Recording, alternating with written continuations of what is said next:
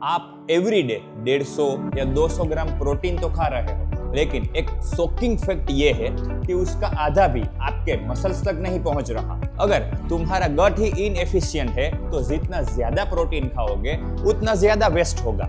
Gym में different types के लोग आते हैं, डाइट भी स्ट्रिक्ट करते हैं, लिफ्टिंग भी हेवी करते हैं, प्रोटीन भी 150 या 200 ग्राम कंज्यूम करते हैं, लेकिन सबके रिजल्ट्स अलग अलग होते हैं। ऐसा क्यों होता है? प्रॉब्लम आपकी ट्रेनिंग में नहीं है, प्रॉब्लम आपके हाई प्रोटीन डाइट में भी नहीं है, प्रॉब्लम है आपकी गट में। सच तो ये है कि you don't build muscle from what you eat, you build it from what you absorb. Protein plate में आया, स्टमक में गया, ब्रेक डाउन हुआ, पर क्या वो सीधा मसल्स तक पहुंच जाता है? बिल्कुल नहीं। प्रोटीन डाइजेशन एक हाईवे जैसा सिस्टम है।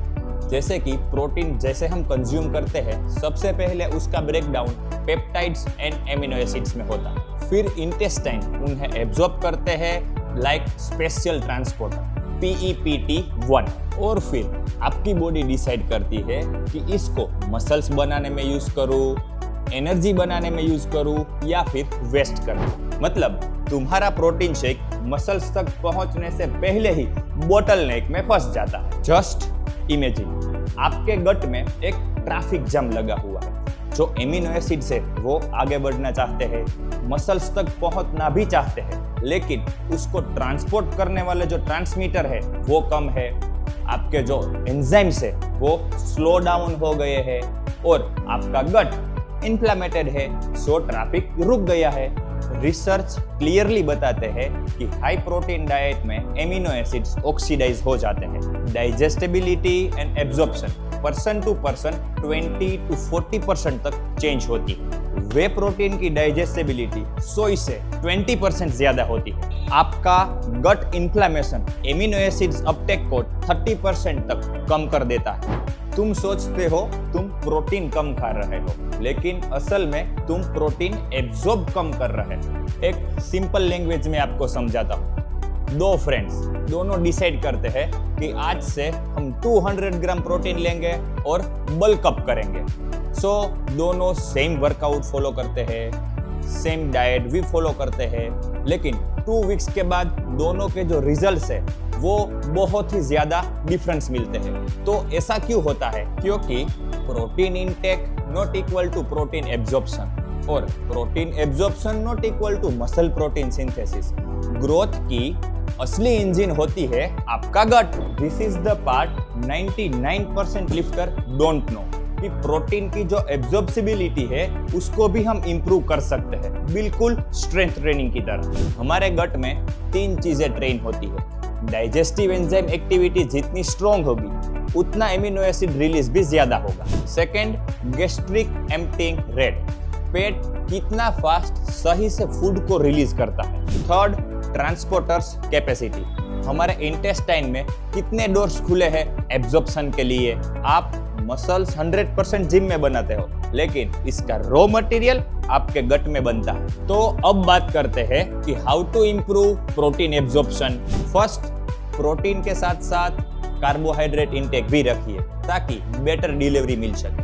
कार्बोहाइड्रेट जो है वो इंसुलिन लेवल स्पाइक करता है और इंसुलिन आपके एमिनो एसिड्स को प्रिजर्व करता है ताकि ज्यादा एमिनो एसिड्स आपके मसल्स तक पहुंच सके। Second, high DIAAS protein choose करो। इसके ऊपर भी हम अलग से वीडियो बनाएंगे।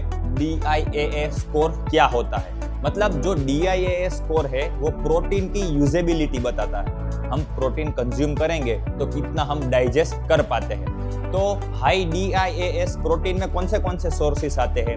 वे protein, egg, chicken, pea, beans, इसमें से जो भी प्रोटीन मिलता है उसका एब्जॉर्प्शन ज्यादा होता है। High DIAAS protein is equal to high growth potential.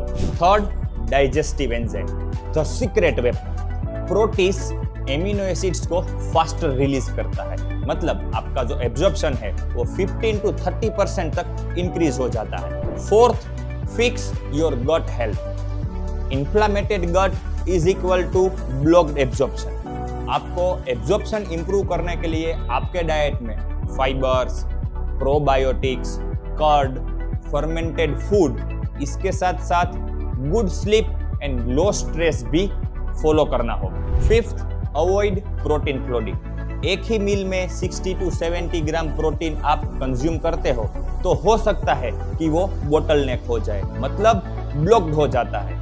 हो सकता है कि पूरा का पूरा एब्जॉर्ब भी ना हो। सो ऑलवेज ध्यान रखिए, आपको प्रोटीन हर एक मील में थोड़ा थोड़ा डिस्ट्रीब्यूट करना है। मतलब 20 to 30 ग्राम प्रोटीन आप पूरे दिन में कंज्यूम करोगे तो आपकी बॉडी को थोड़ा थोड़ा प्रोटीन भी मिलता रहेगा और जो प्रोटीन है वो बोटल नेक भी नहीं होगा। आप ट्रेनिंग भी बहुत बढ़िया करते हो, प्रोटीन पाउडर पे पैसा भी बहुत लगाते हो, लेकिन आपका गट ही वीक है तो उसका कोई मतलब नहीं रहता। मतलब आपके मसल्स को जो रॉ मटेरियल मिलना चाहिए वो ही अच्छे से नहीं मिलता तो मसल ग्रोथ भी अच्छे से नहीं होगा। Always remember, you don't grow from what you eat, you grow from what you absorb.